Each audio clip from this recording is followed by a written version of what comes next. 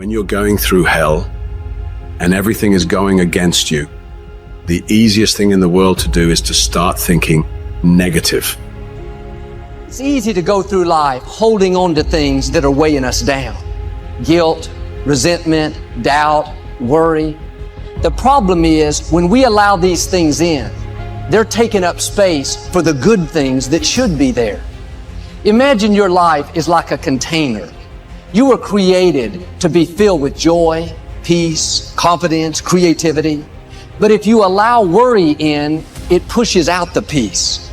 There's not space for both. You can't go above 100%. You have a limited amount of room. If you allow guilt to take up space, that's space that you don't have for the confidence you need. Most people will let their present physical results control their way of thinking. They're emotionally involved in it. They think it's an accident that the same results keep reoccurring. That's no accident. If you've got a financial problem, if you've got a cash flow problem, if you've got a marital problem, that's what most people concentrate on. If a doctor takes a photograph of your body and then tells you you're sick and shows you you're sick, what's the person concentrate on? Sickness.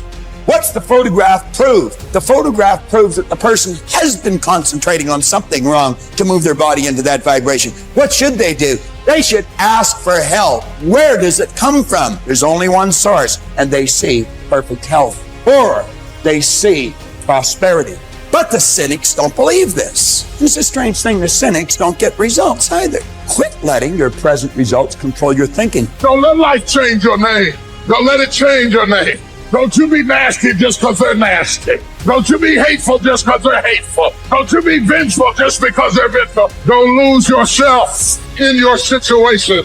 Don't let your situation eat up yourself. You've got to get grounded. You've got to train your mind to serve you. Meditation is one of the ways in which you can do that. Reading is one of the ways that you can do that. Listening to music is one of the ways that you can do that. Exercise is one of the ways in which you can do that. Things that you can do to still your mind, to clear your thoughts so you can think. Change the way you see yourself and begin to tend to the personal details. If you trust yourself, if you believe and don't doubt in everything in you, you can do it. You can do it. When you say a situation, a person is hopeless, you're slamming the door in the face of God. There's no guarantee that because somebody is now down on their luck, they can never come back. Who can guarantee that you can't make, that you can't have your dream? All we need to do is we look at our dreams. As we get ready to hit the floor, I'm blessed and highly favored. Don't let circumstances turn you around. Don't let hard times turn you around. Whatever you're experiencing, you know that this too shall pass. That you have the ability to make it happen. Why? You got a sense of entitlement.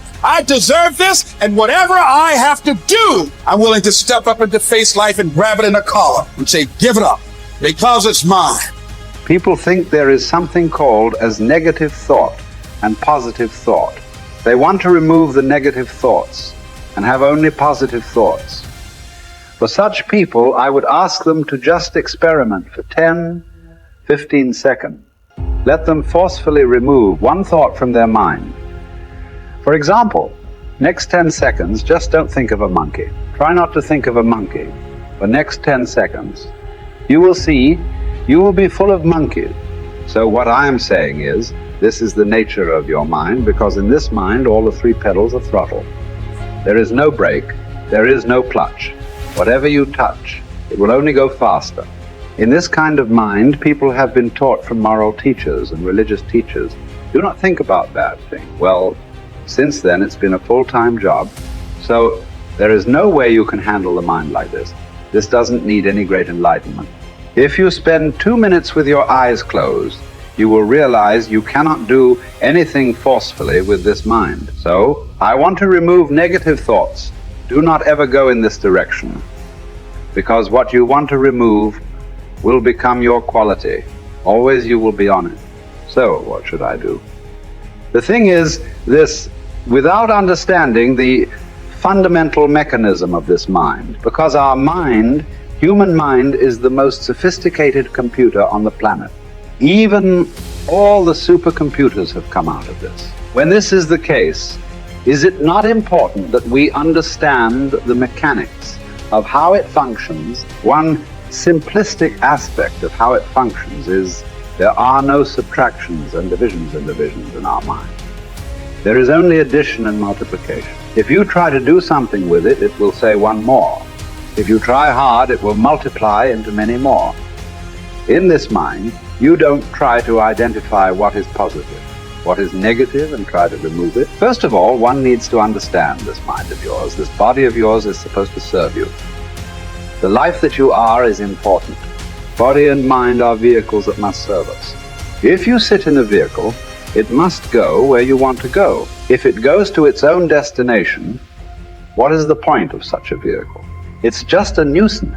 Right now, most human beings are unfortunately experiencing this fantastic possibility of human mind as a nuisance, as a troublesome thing. Well, this is the most beautiful thing you have. There is something called as you which exists. This is not a composite of all your thoughts and emotions and physiological processes. Beyond that, there is you. If you close your eyes, even if you cannot see anything, you're still there. It is through the window of your eyes that you are looking out. But if you close your eyes, it doesn't mean that you don't exist. You still exist. So beyond your thought, you still exist.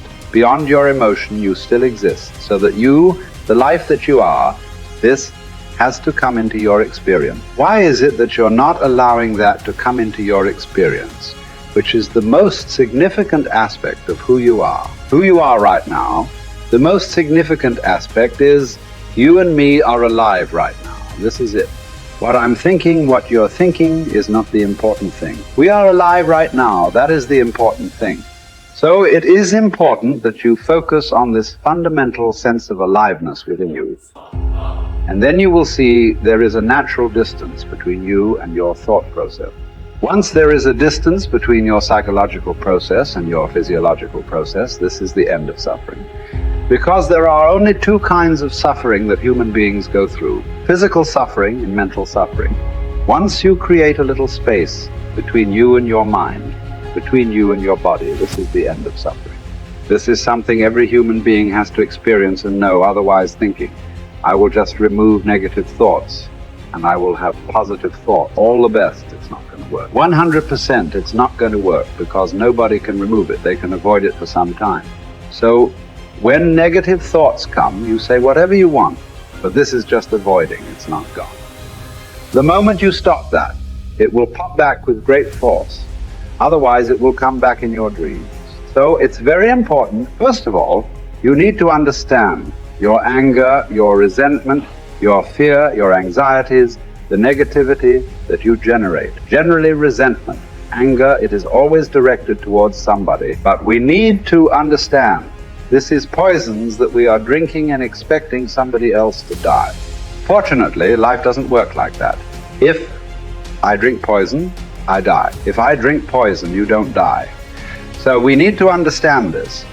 When I say poison, today you can have yourself chemically analyzed right now. What is your blood work? What it says, 5 minutes of intense anger. Check your blood work and see. There will be lots of negative elements in it. Literally, you're poisoning yourself. So do you want to poison yourself?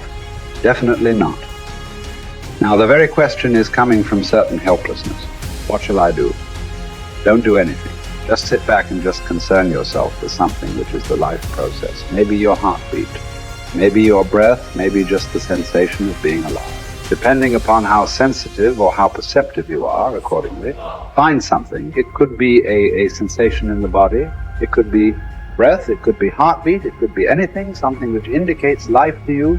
Just pay attention to that for some time. Slowly, you will see there is a distinction between what is you and what you have gathered, which includes both your physiological and psychological possibility or mess, whatever you've made out of it. You're not bright enough.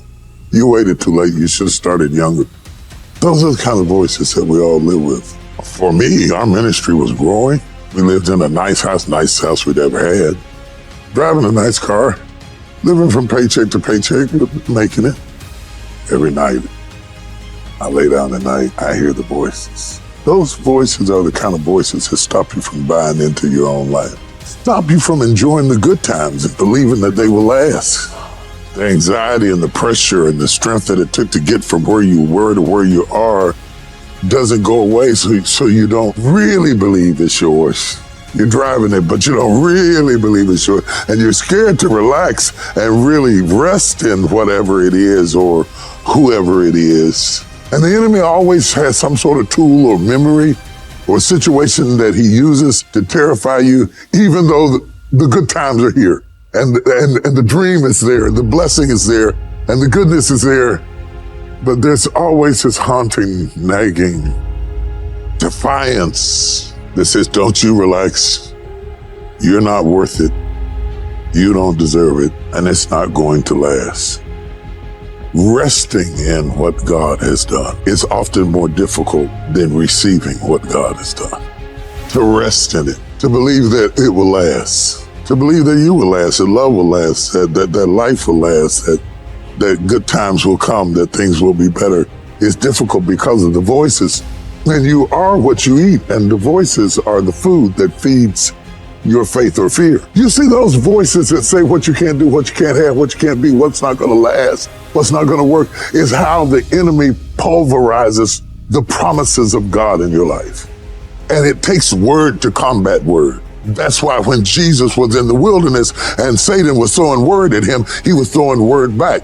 And what we have to do is put word on word. I'm blessed. I'm blessed in the city. I'm blessed in the field. I'm blessed in my uprising. I'm blessed in my downsetting. I'll be blessed into my old age. I'll be blessed when I'm an old man. My grandchildren will be blessed. My body is blessed. My mind is blessed. My head is blessed. I got this. I can handle it. I can do it. Bring it on. Here it is. That kind of talk, saying that to yourself, drives back the other voices of negativity that we all have creep up behind us and tell us that we're not capable and we're not competent and we're not gifted enough and we're not good enough or we waited too late or God is punishing us.